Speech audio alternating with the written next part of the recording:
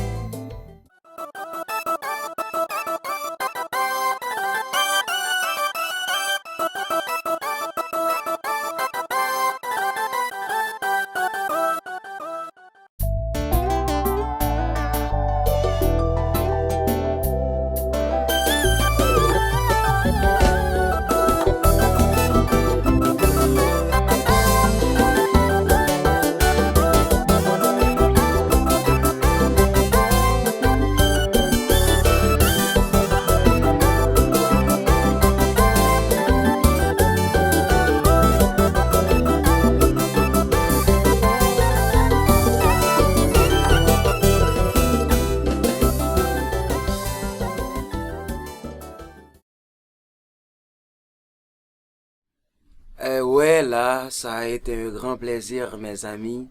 M'étais content avec nous. Et je pense que nous t'avons suivi tout ça que t'as fait, yo.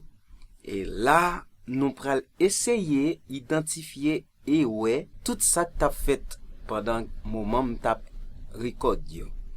So, je record tout instrument, yo, séparément. Et là, nous allons attendre, yo, ensemble, pour nous qui ça Kompa lui remettre. Son plaisir, je suis content. Enjoy nous, mes amis. Je pense que à la prochaine. Merci beaucoup.